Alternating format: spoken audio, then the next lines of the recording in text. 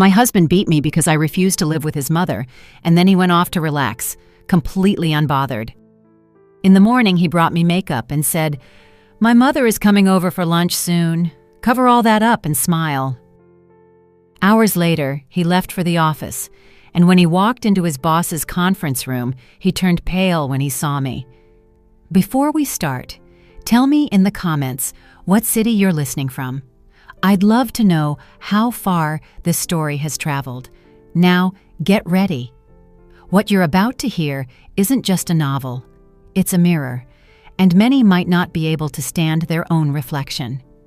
The first time Aaliyah Bancroft said no, her lip was split. The second time, her spirit was broken. Aaliyah was 32 years old. She loved morning coffee, books with open endings, and the silence right before everything explodes. She worked from home in a corner of the kitchen where she'd jury-rigged a small office with a borrowed laptop, a backless chair, and an aromatic candle that no longer smelled of anything, but gave her the illusion of having her own space. She was a quiet woman, reserved, one of those people who don't yell when they talk and give everything when they love. She lived with her husband Julian, a man who seemed educated, attentive, and even charming to outsiders. But when the door to their 2-bedroom apartment closed, the story was entirely different. To him, love wasn't a partnership. It was ownership. It was obedience.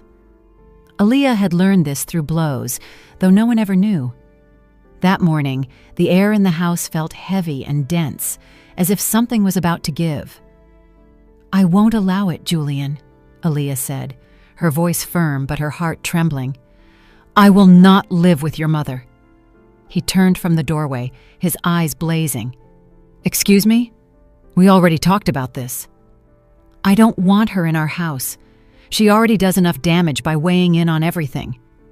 Julian approached slowly. His steps echoed like a heartbeat on the hardwood floor. "My mother is not an option, Aaliyah. She's a part of my life. If you don't understand that, then you're out." She took a step back. She'd never seen him so tense. His fists were clenched. His jaw was hard. "Are you threatening me?" "I'm making things clear. I'm the man of this house, and if my mother comes to live with us, you will smile and welcome her." Aaliyah swallowed.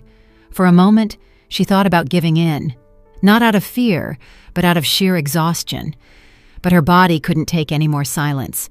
She couldn't handle any more nights pretending everything was fine. No more. That no was the spark that ignited the inferno. Julian lunged at her without a second thought. No one screamed. No one stopped him. In that house, there were no witnesses, only walls that already knew how to keep secrets. Minutes later, the bathroom was silent. Aaliyah stood in front of the mirror, her face bloodied, her spirit shattered. With trembling hands, she opened the drawer and pulled out an old compact foundation. Tears escaped as she dabbed it over her face. "Don't cry. It'll run," she told herself, bitterly mocking her reflection. The door burst open. Julian walked in with a cup of coffee. "My mother is coming for lunch. Cover up well and smile." She didn't answer. She lowered her gaze, feeling the shame burn her skin like acid. He placed the mug on the counter and went to get dressed for work, whistling as if nothing had happened. The doorbell rang at noon. Amara had arrived. She was loaded down with shopping bags, strong perfume, and venomous comments. "And this is the food?" she asked disdainfully, looking at the served table. "This lacks flavor, honey. In my day, women knew how to cook." Aaliyah swallowed her rage. "I hope you like it," she said, forcing a smile, while an invisible tear ran down her soul. During lunch, Amara criticized the decor, the tablecloth, the silverware, and even the way Aaliyah chewed. Julian listened, nodding. Not once did he defend her. It was as if he enjoyed watching his mother slowly tear her apart. When the visit ended, Julian tied his necktie in front of the mirror and tossed out one final order. "I'm heading out. I'll be at the office late. Don't leave. Don't answer calls. I don't want any trouble." He walked out the door as if he hadn't just broken everything he touched. As soon as she heard the car engine pull away, Aaliyah grabbed her phone. She dialed a number she'd saved long ago, one she never thought she'd use. Her voice was low, but resolute. "Is everything ready?" From the other side, a man's voice replied, "Everything is going according to plan. We're waiting for you." She hung up without another word. She took a deep breath, changed her clothes, wiped off the remaining makeup, tucked some papers into her purse, and left. Hours later, Julian arrived at his office. He walked in, greeting everyone with his usual smile, shaking hands, cracking forced jokes, and pretending everything was normal. He took the elevator up to the executive floor, unaware that his world was about to crumble.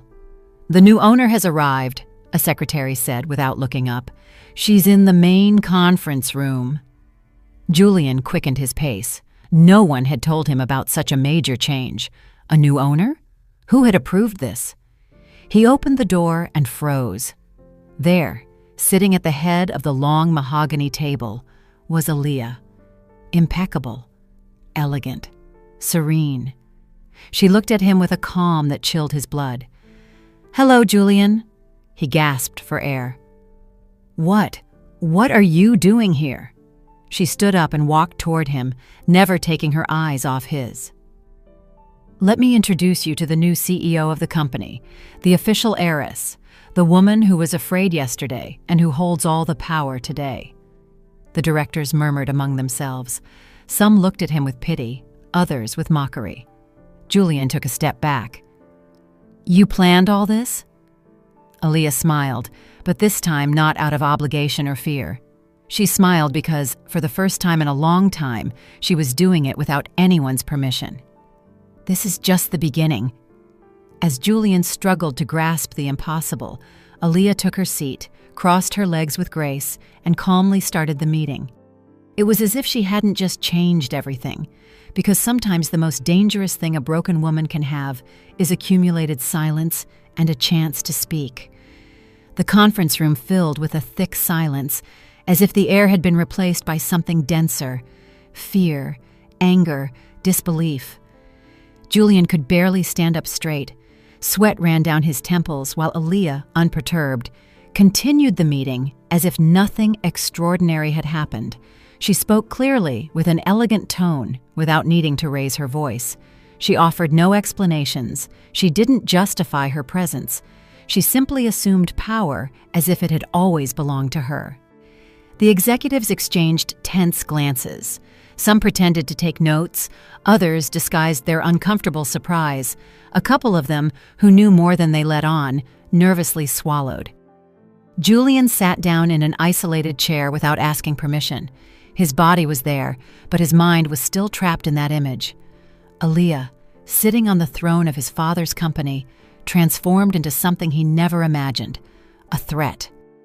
When the meeting ended, she stood up slowly, closed her file, and left without looking at anyone. Not a word directed at Julian, not a glance. She walked down the hallway as if she knew exactly where she was going, as if she had walked that path 1,000 times, though this was the first time she had ever set foot in the building with her name on the official documents. The rumors spread like a wildfire in dry grass. How did that woman get here? Wasn't she Julian's wife?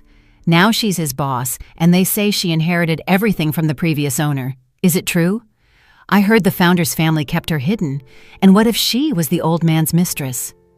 The voices multiplied, the intrigue grew, but Aaliyah didn't respond.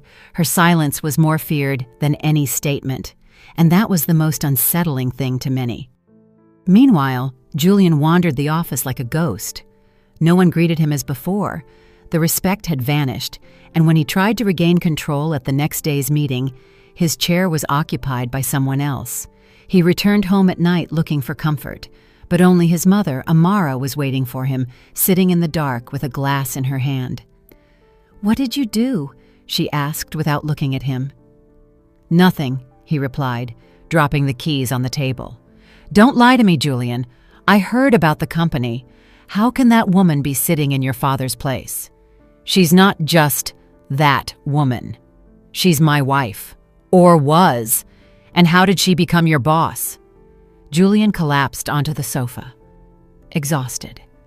His eyes showed something Amara wasn't used to seeing in her son: defeat. "I don't know. I swear I don't know. She was home this morning, and now she controls everything. I don't know how she did it." "Then find out," Amara hissed. "Because if you don't take back what belongs to you, I will." Aaliyah, on the other hand, locked herself in her office, surrounded by files, records, and new faces. There was a lot to clean up, too much to discover. The company, which had been in corrupt hands for years, was a minefield. Every corner held a secret. Every desk hid a conflict, and she knew it. She could smell it in the air. She called a private meeting with Human Resources. She reviewed the contracts, the promotions, and the unjustified dismissals one by one. In 3 days, she fired 5 managers who had spent years sabotaging the projects of honest employees. Her hand didn't tremble when she signed the papers. She knew honest people needed space to breathe. "I didn't come here to destroy this company," she said in her first internal address. "I came to clean it, to heal it, like a wound that hurts at first, but eventually heals." The words were recorded and went viral in employee group chats. Many began to admire her in secret. Others hated her quietly. But everyone knew one thing: Aaliyah was here to stay. Meanwhile, Julian tried to find flaws. He called lawyers and investigated the inheritance documents. None of them found anything irregular. Everything was legal, impossibly legal, as if it had all been prepared years in advance. And that drove him mad because it meant Aaliyah hadn't reacted overnight. She had planned it, patiently, like someone preparing a storm and waiting for the exact moment to let loose the first crack of thunder. That night, Julian waited for her outside the building. "I need to talk to you." She looked at him for a second without stopping. "Aaliyah, please, not everything was a lie." She stopped. She looked at him with something that wasn't hate. It was pity, a cold pity that cut deeper than contempt. "Everything was a lie, Julian. From the first I love you to the last punch. You didn't mean to hurt me. And yet you did every time you silenced me, every time you made me doubt myself, every time you forced me to cover up the pain. I can change. I don't want you to change. I want you to walk away." Julian tried to take her hand, but she firmly backed away. "No more," she said. "You don't have permission anymore." Upon returning to her office, a new assistant was waiting. She was young, thin, with deep circles under her eyes and trembling hands. "I'm Layla. Human Resources assigned me to help with your schedule." Aaliyah looked at her carefully. There was something familiar in her eyes, the same contained fear she knew well. "First time in a role like this?" "Yes," Layla replied, looking down. "I worked in other offices, but never for very long." During lunch, while everyone talked amongst themselves, Layla sat alone in a corner. She didn't eat, she didn't speak, she just held her notebook as if it were a life raft. Hours later, during a presentation, Layla fainted in front of everyone. "Call somebody!" an employee shouted. Aaliyah rushed over, took her hand, and asked for space. Seeing that no one was helping, she carried Layla to the nurse's station herself. "I'm fine," Layla whispered when she came to. "I just didn't eat breakfast." Aaliyah offered her water, stroked her hair like a little sister, and quietly said something Layla didn't expect. No one should fall without someone there to pick them up. Layla looked at her with eyes full of unshed tears. She didn't say anything more. When the day ended, Aaliyah reviewed the reports and found something strange. There was a blocked, classified file under her name. She requested it from the confidential archives. They told her she would have to wait 24 hours. That night, arriving home, she found an envelope on the table. It had no sender, just her name written by hand. She opened it slowly. Inside was a single sheet of paper, a sentence written in black ink with shaky handwriting. "Your mother isn't dead." For a moment, the world stopped spinning. Aaliyah felt a chill run down her arms. She looked around as if someone might be watching her. Her heart began to race. That envelope hadn't been left by anyone from the company. There was no way. It was personal, intimate. "Your mother isn't dead." The phrase bored into her mind. She'd always been told her mother died giving birth to her. Even the nuns at the St. Mary's Charity Home where she grew up had confirmed it.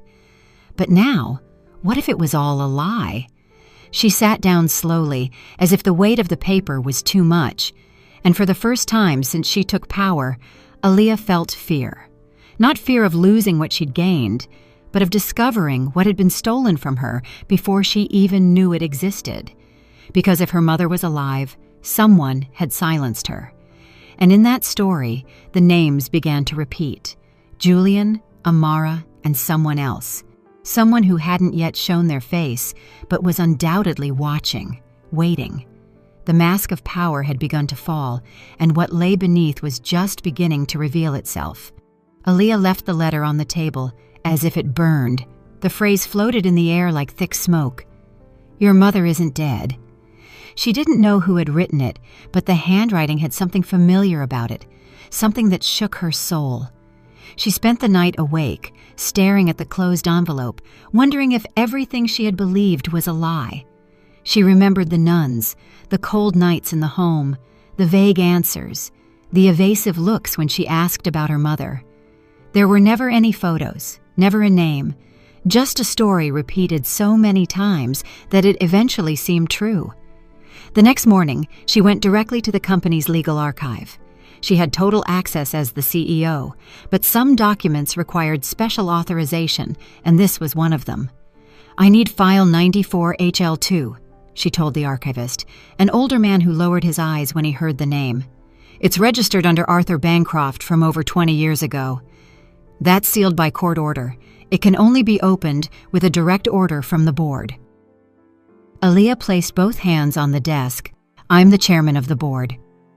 The man hesitated for a few seconds before handing her the folder. It was covered in dust, as if no one had touched it in decades. The cover was marked with red ink, "Confidential." She read every page slowly. When she reached the second inner envelope, sealed with wax, she tore it open without hesitation.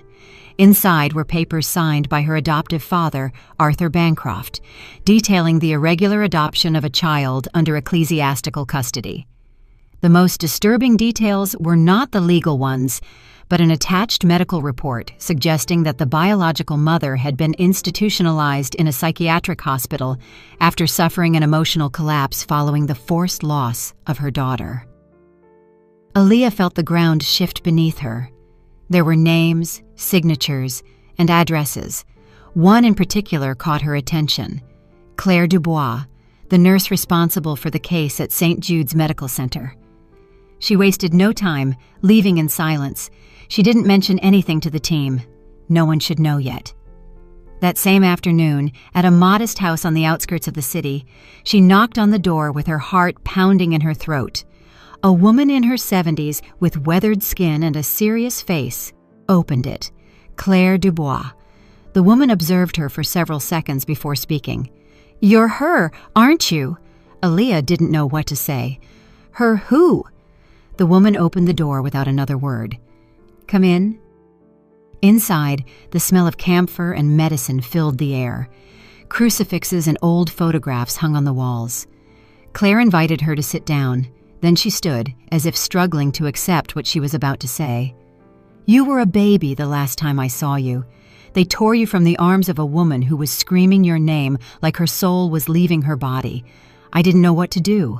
I was threatened. I was paid to keep silent." "Who threatened you?" The woman pressed her lips together. She didn't answer immediately. She walked to a drawer, pulled out a small envelope, and handed it to her. "I kept this all these years. I don't know why. Maybe I knew that one day someone would come looking for it." Inside was an old photograph, a young woman with dark hair embracing a baby. On the back was a date, written in pencil. Aaliyah stared at the image as if it were a distorted mirror. "She's my mother." Claire nodded. "Her name was Teresa. Well, that's what she said before they took her away. They said she was crazy, but she wasn't. She was just broken with grief." Aaliyah carefully put the photo away. She refused to cry, Not there. She left the house as if the air was suffocating her. Her mother was alive, or at least had been alive after her birth. Where was she now? Who had ordered her confinement? The answer took shape in her mind with a name that hurt to pronounce: Amara. Meanwhile, Julian was living through his own storm. The demotion at the company had been only the beginning. The contempt in the hallways, the looks from employees, the change in attitude from those who had once feared him. Now he was a cipher, a phantom, a last name without power. He started drinking more than usual, sleeping on the sofa, and getting lost for hours. He didn't answer calls. His mother pressured him daily with demands and accusations. "You can't let that woman humiliate us like this. You're a Julian by blood. She's a nobody." "I don't have control anymore," he replied, sinking deeper. "Then act, investigate, find something to destroy her." "Why don't you do it?" Julian asked with contained rage. "What is it that you know that you don't want to tell me?" Amara slowly turned, as if those words had opened an old wound. "There are things you don't understand, son." "Then explain them to me." "Because she's winning, and you look more scared than furious." Amara didn't respond. She left the room and left him alone with his paranoia. That night, Julian didn't sleep. He paced back and forth, his eyes bloodshot, his thoughts clouded. He started hearing noises, seeing shadows. At one point, he thought he saw Aaliyah watching him from the yard. He ran outside, but there was no one there. His mind was starting to unravel. The next day, Aaliyah arrived at the company with a tougher expression than usual. Layla was waiting for her in the office with the day's report. "Did you sleep well?" the young woman asked timidly. "No." Layla hesitated, then took a deep breath. "There's something I didn't tell you." Aaliyah looked at her attentively. "I'm listening." "Before I got here, I was in places that weren't offices. I was taken out of school when I was 13 years old. My mother sold me. I went through houses where I was treated like property. I escaped. I changed my name, but I still feel like there are invisible chains." Aaliyah felt a knot in her throat. She walked over to her and touched her arm. "You're not in that place anymore. Here, you're going to grow. No one is going to use you again." Layla nodded, holding back tears. "Thank you for giving me a chance." "I was an invisible girl too," Aaliyah said, "and now I'm visible so that others can be too." Hours later, as she was signing documents in her office, someone knocked on the door. "Excuse me," the security guard said. "There's a little boy outside asking to see you. He says his name is Miles. He's all alone." Aaliyah frowned. She went out immediately. In front of the building, next to a planter, was a boy about 7 years old, with messy hair and enormous eyes. When he saw her, he smiled and held out his arms. "Mommy!" Aaliyah froze. She knelt in front of him. "What did you say?" "You're my mommy. I see you in my dreams, and my grandma told me I would find you one day." "Who is your grandma?" The boy pulled a crumpled sheet of paper from his pocket. A child's drawing with a long-haired woman and a gigantic heart. "She told me this was you, that you weren't dead."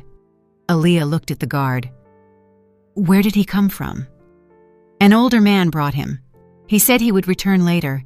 He wouldn't give his name." The boy hugged her tightly. His heart beat against Aaliyah's chest as if he had found a home. But she didn't understand. Who was this child? Why did he say he was her son? They took him to the building's reception area, where he was put under care. But Aaliyah couldn't stop thinking about him.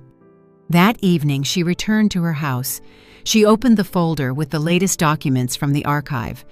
One of them fell to the floor as she took it out. Picking it up, she noticed a photograph attached with a paper clip. The image showed a woman kneeling, her face covered in tears. In front of her, a familiar figure held a baby. The face was younger, but unmistakable. Amara. A chill ran through her body like a violent whisper. There she was, with the baby in her arms, while another woman implored, wept, and crawled on the floor. That woman was her mother, and Amara had separated her from her. Aaliyah dropped the photo. For the first time in days, she didn't know what to do. Who was Amara really? What kind of crime had she hidden for so many years? The answer was hidden in the threads that had tied her down since childhood, and now, one by one, they were beginning to snap. But not without noise, not without consequences.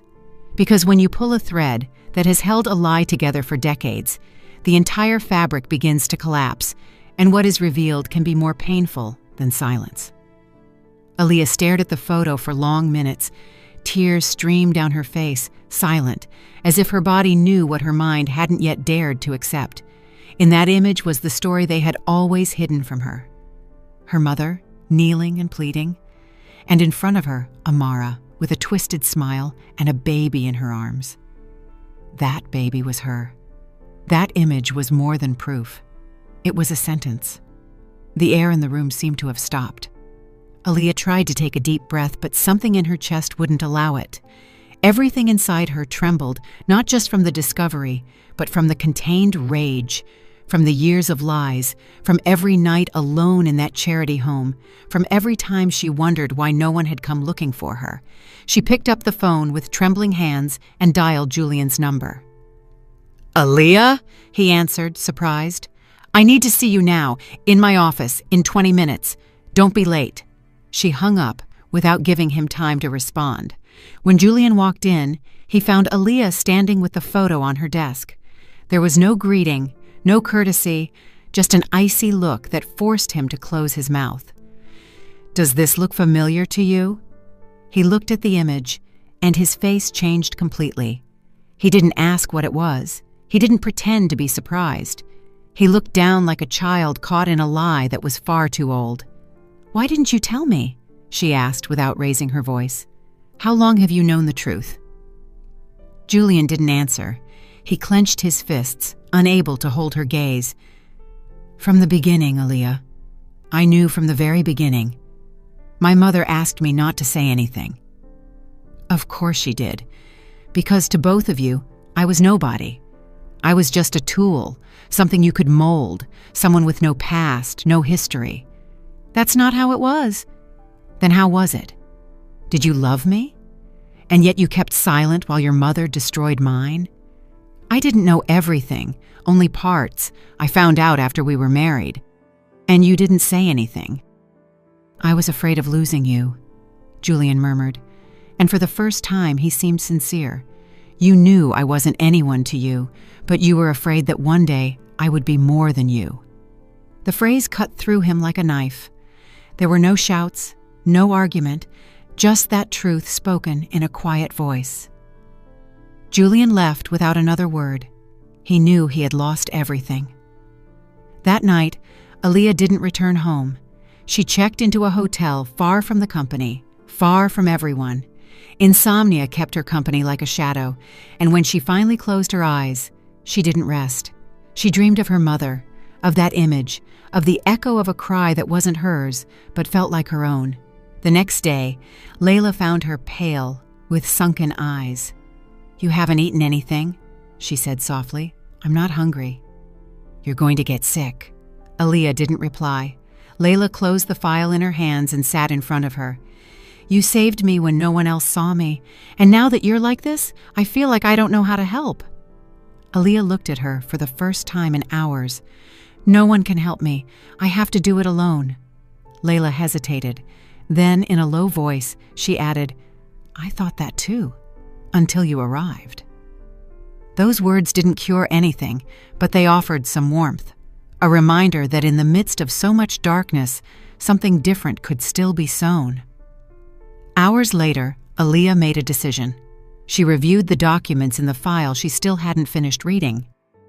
On one of the last pages, a name appeared that she hadn't noticed: Elias Fountain, biological father, status, missing.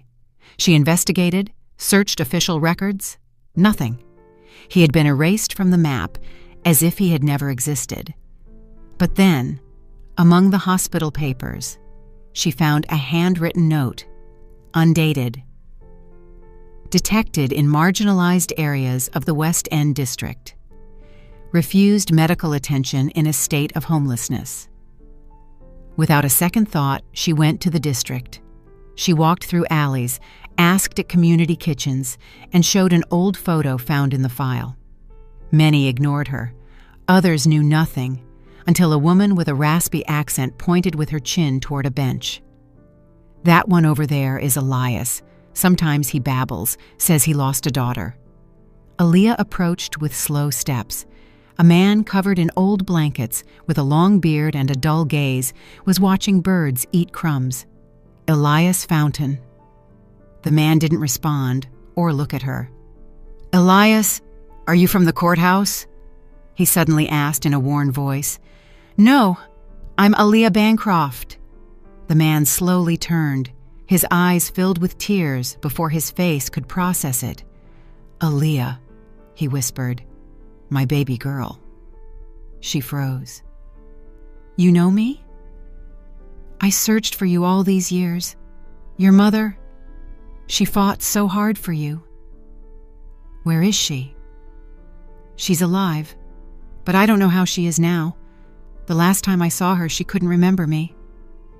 Aaliyah sat down next to him. For minutes, they said nothing, just sharing the silence of those who have been mutilated by time. "Why didn't anyone tell me?" she finally asked.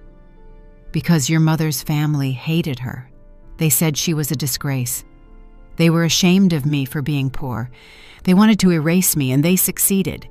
They threw me onto the street, they locked her up, and they took you away as if you were a piece of trash." The tears were no longer hidden. They fell without resistance. He awkwardly took her hand. "I'm sorry, I couldn't save you." "It wasn't your fault," she murmured. "Now I want to find her." She returned to the company with a single idea in her head: to go to the psychiatric hospital.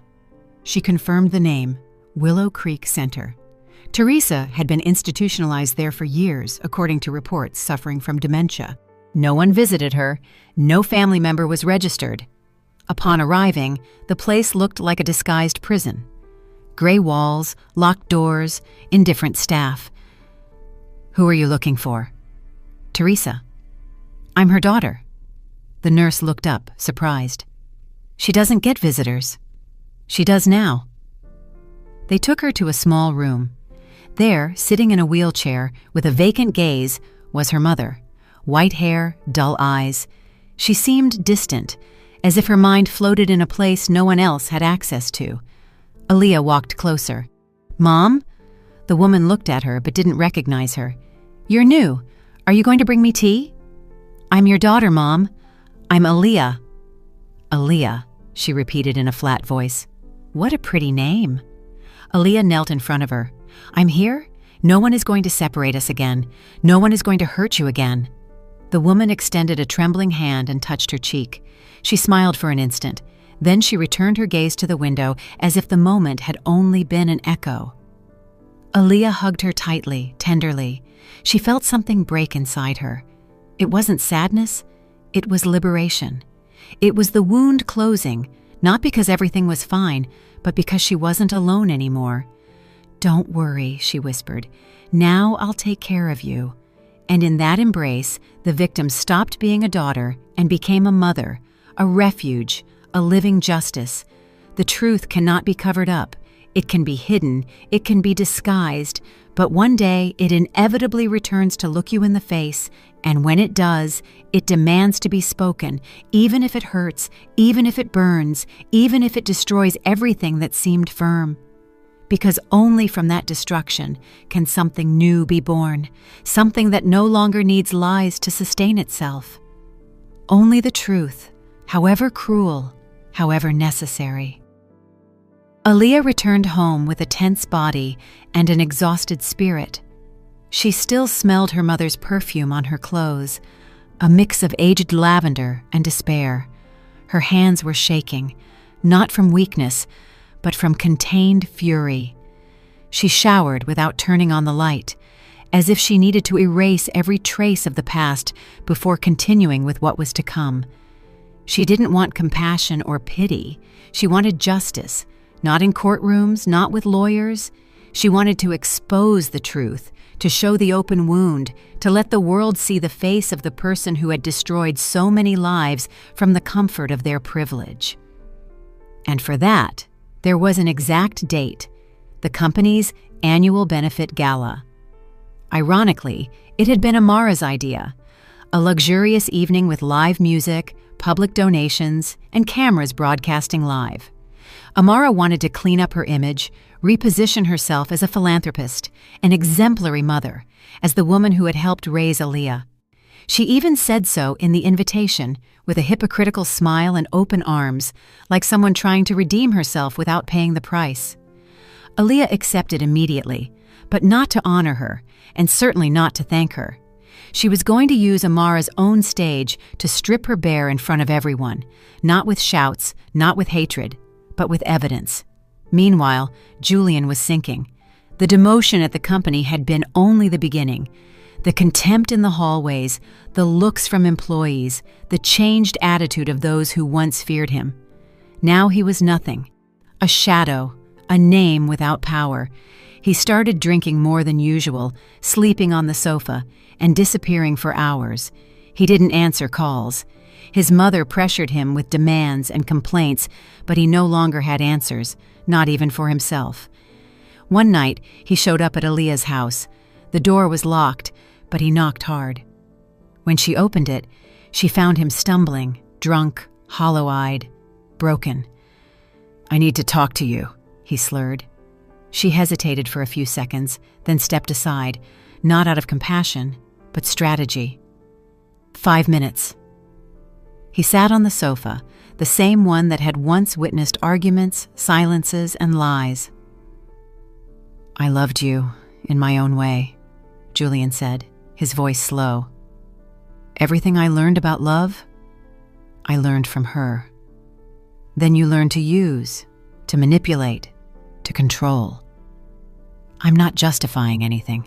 I just want you to know that I did love you." Aaliyah looked at him for a long time. "You don't know what love means, Julian. Love isn't imposing. It isn't silencing truths. It isn't choosing the comfort of a lie when someone next to you is dying inside." "And I didn't know how to protect you," he said, his eyes glassy. "Because you never wanted to. Don't confuse it. You weren't incapable. You were just a coward." Julian dropped his head. He remained there in silence, then got up and walked to the door. Before leaving, he mumbled without looking back, "I hope you can forgive me someday, although I wouldn't." Aaliyah closed the door and took a deep breath. What she felt was no longer hate. It was a kind of bitter indifference, like when a wound stops hurting because the bleeding no longer matters. The next day, she received an unexpected call from Layla. Her voice sounded different, shaky, hopeful. "Aaliyah, I think I found my son." Aaliyah dropped everything and went with her. They drove together to a house in the suburbs. A woman received them at the entrance. She didn't give her name, only asked them to come in quietly. In a small room, with a makeshift bed and used toys, a 5-year-old boy was drawing with crayons. When Layla saw him, her world stopped. Her heart pounded against her chest as if it would break. She walked slowly, knelt in front of him, and whispered, "Miles." The boy looked up, recognized her without words, and ran into her arms. Layla broke down, screaming and crying as she never had before. From the doorway, Aaliyah felt that something in the universe was being repaired, as if an old crack had finally closed. They returned to the city together, and Aaliyah gave Layla a permanent job in the company's social outreach department. Her mission would now be to help other women who, like her, had been silenced and torn from what they loved most. That night, Aaliyah felt a sharp pain in her abdomen. She doubled over in the kitchen, clinging to the edge of the counter. She had told herself too many times that everything was fine, that it was just stress, that it would pass. But it didn't. She went to the doctor in secret. They ran tests. She waited for the results alone, her hands ice cold on her lap. The diagnosis arrived without anesthesia. Cancer, early stage. "It hasn't metastasized, but we need to act now." She didn't cry. She didn't ask how much time she had. She only thought of her mother, Layla, and everything that still needed to be done. "I won't tell anyone," she told the doctor. "Not yet. You'll need emotional and physical support. First, I have to close something out." She left with the papers in her purse. No one knew what was happening. Not Layla, not Elias, no one. The gala arrived on the appointed date. The theater was packed, dim lights, soft music, the press at the entrance. Everyone was talking about Amara Julian's new philanthropic era. No one suspected what was about to happen. Aaliyah arrived dressed in white, radiant, serious. She walked the red carpet without smiling. She sat at the main table. Amara took the stage shortly after. She spoke of values, family, and social justice. Her words sounded empty, rehearsed, surrounded by bought applause. "And I want to especially thank my dear Aaliyah for moving past any resentment and honoring me with her presence," Amara announced. "Not all families are perfect, but forgiveness is the true sign of growth." Aaliyah stood up, took the microphone, and her voice didn't tremble. "Thank you for your words, Amara. And since we're talking about growth, I'd like to share a testimony." She signaled to the sound technician. The screens on the stage lit up. An old video appeared, hidden camera footage. The image was blurry but clear. Amara, younger, sat in front of a desk. "I don't want that woman to ever go near the child again. Understand me clearly. If necessary, institutionalize her. I'll sign whatever it takes, but I don't want to see her again. That child will never know where she came from," a voice that sounded like Amara's stated. "And if she asks about her mother?" A male voice off camera inquired. "Make something up. That she died, that she abandoned her. It doesn't matter. That child is mine now." The video stopped. Amara was pale. She clutched her chest. She muttered something no one understood. Some thought she was faking. Others thought she would collapse. Aaliyah looked at the crowd. That child was me, and that woman who was made to disappear was my mother. She was institutionalized by order of Mrs. Amara Julian, not for mental illness, but for revenge, for hatred, for power. The silence was replaced by murmurs. Some attendees stood up, others filmed. The live broadcast continued. Social media was ablaze. "For years, I lived believing I was an orphan, that I wasn't worth anything, that I should be grateful for the little I had. Today, the truth is out, and the truth cannot be covered up." She put down the microphone, stepped off the stage, and didn't look at Amara. She wouldn't give her the satisfaction of seeing her beg. That night, the entire country talked about Aaliyah, the recording, and the lie that crumbled before millions. But what no one knew, what was still buried beneath all that noise, was the most dangerous thing. What wasn't said. Because when a powerful woman loses control, she doesn't always fall. Sometimes, she attacks. And the question was no longer whether Amara was finished. The question was how far she was willing to go now that she had lost everything. Amara Julian had built her world on foundations of fear, lies, and manipulation. And now, seeing everything collapse in front of the cameras, she wasn't thinking about surrendering. She was thinking about revenge. She didn't believe in remorse. She had no room for guilt. All she had left was poison, and she would use it. After the gala, she disappeared for nearly 48 hours. Her mansion was empty, her staff abandoned her, and authorities began searching for her with a warrant for aggravated concealment, document forgery, and complicity in unlawful confinement. No one knew if she had crossed the border, if she was hiding, or if someone was protecting her from the inside. Aaliyah did not celebrate Amara's public downfall. There was no peace on her face, only a deep exhaustion, one she couldn't hide. Each day was a battle between rage and fear, between duty and fatigue. The illness advanced stealthily while she pretended to be strong in front of everyone. Layla became her shield. She organized schedules, meetings, and press releases, and she also protected her from the journalists who waited day and night outside the company. Some yelled aggressive questions, others begged for exclusive interviews. One segment of the press treated her like a hero, another like an opportunist. No one truly knew who Aaliyah was, and that made her stronger. But the cameras didn't know that at night, Aaliyah vomited blood in the sink, that she could barely sleep, that her ribs hurt with every breath. No one knew that her hair was falling out in clumps and that she wore a wig under her scarves. They also didn't know that the doctor had told her the cancer was advancing faster than expected. She knew it, but she didn't have time to stop. Not until everything was clear. Not until Amara paid. On the third day after the gala, Amara was captured at a private airfield. She had attempted to leave the country with false documents. In her suitcase were luxury watches, jewelry, an obscene amount of cash, and a note with the names of corrupt political contacts. She was arrested without resistance, wearing makeup as if she were going to a dinner party with a frozen smile. To the cameras, she only said one phrase, "I did everything for my son. She was never worthy of him." That cry was broadcast across the news, and indignation grew on social media.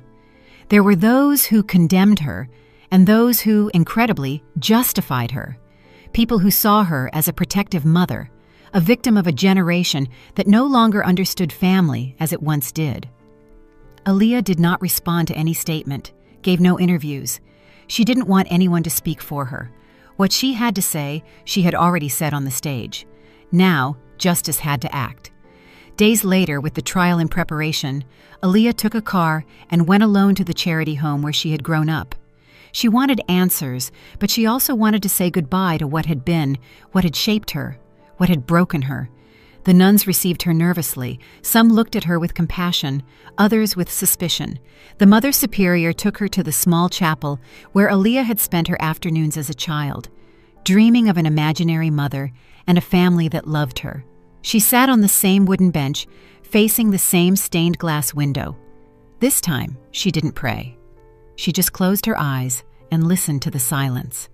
A different silence than before. It was no longer the silence of abandonment. It was the silence of rebuilding. As she left, one of the older nuns, with slow steps and a clear gaze, handed her an envelope. "He came a few days ago. He said he was your father. He knew you would return." Aaliyah took the envelope without saying anything. She got back in the car and opened it there. It was a letter written with shaky handwriting.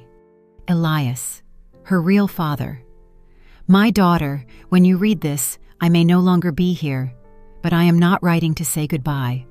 I am writing to thank you for having forgiven me with your eyes, even though you said nothing, for having hugged your mother, even though she couldn't recognize you, for not becoming what they made you. There are people who pass through life leaving wounds. You pass through life healing them. Even if you don't know it, even if you sometimes think you are just surviving, you heal, like things that truly hurt do." The letter trembled in her hands. She cried in the car without witnesses. Not for him, not for what wasn't. She cried for everything she never had, for everything that still hurt, for every part of herself that had been silenced and finally had a voice today.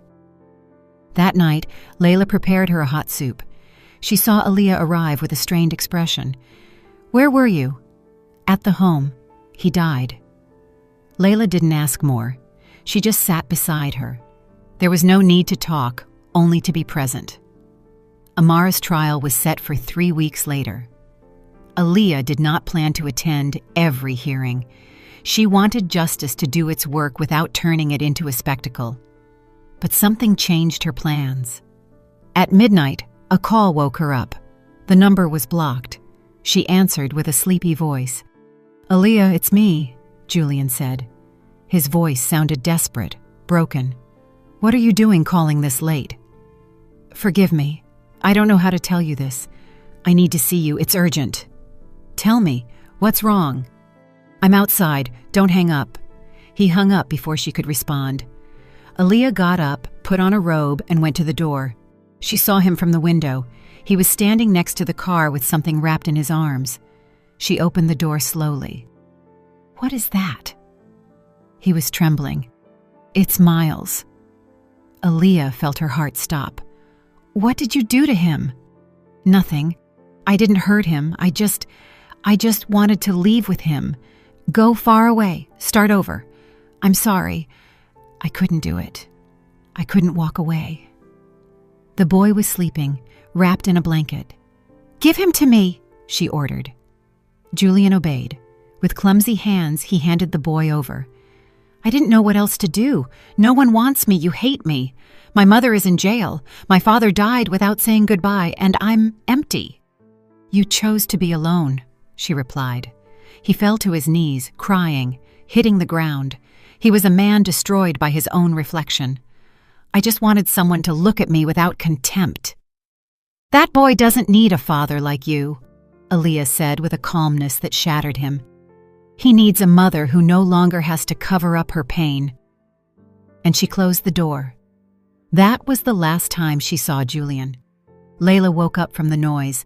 Seeing Aaliyah with Miles in her arms, she understood everything. She hugged them both. She cried in silence.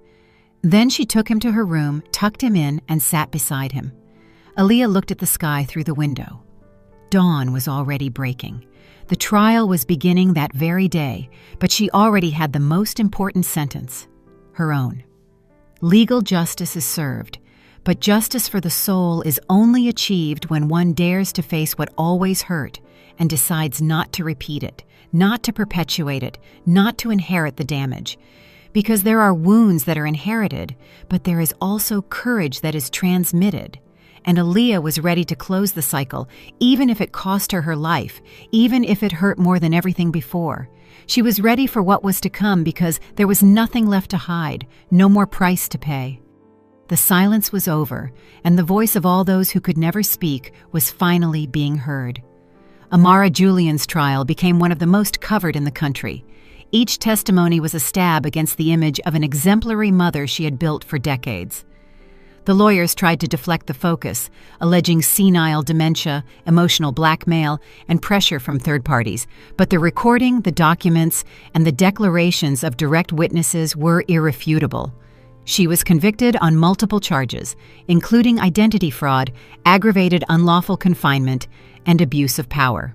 She showed no remorse. She didn't even cry. She walked out in handcuffs with her head held high, still convinced she had done the right thing. The press waited for Aaliyah outside the courthouse, but they didn't find her. She didn't attend the final hearing. She was in the hospital, receiving the last round of chemotherapy. Her body ached, her skin burned, her hair was nothing more than a memory, but inside, she was clean. The poison was gone, not the cancers. The other, deeper poison, the one called fear. Years passed. 3, then 5. The city changed, and so did the company. Aaliyah was no longer spoken of as a broken woman. Now she was named as a symbol, a survivor, a reference point for truth. She didn't give commercial interviews or sell out to any media outlet. What she shared, she did on her own terms, through the Without Fear Foundation she had created with Layla.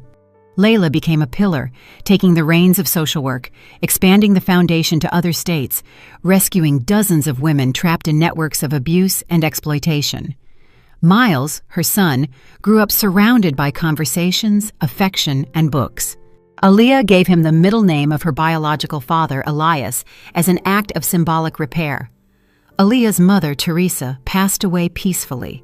Her last days were spent at home with her daughter, recognizing her in small flashes of lucidity that were enough to make every word worth gold. Before she died, she gripped Aaliyah's hand tightly and whispered something Aaliyah would never forget. "You were my longest fight and my sweetest victory." When she was buried, there were no long speeches, only white flowers, a soft song, and the dignified silence of someone who was never allowed to speak on time. Julian did not reappear publicly. He was admitted to a psychiatric facility after several episodes of self-harm. He had no visitors, didn't respond to his name. He walked the hallways with a bewildered gaze. They called him by a number. He lived among childhood drawings and questions no one answered. Aaliyah was notified by protocol. She chose not to see him, but she sent a book, the only one she wrote with her own story. That book changed lives. The first edition sold out in weeks. It wasn't a self-help book. It was a raw, honest testimony with real names and undisguised emotions. She didn't ask for pity. She didn't justify anyone. She spoke of wounds, memory, women who love, who stay silent, who resist, and what happens when they stop being silent. "No makeup can cover the silence," was one of the first sentences. "No blow can defeat a woman determined to live without fear." That phrase became a banner, a tattoo, a motto. Women from different countries began to write to her, sending letters, messages, photos with the book in their hands.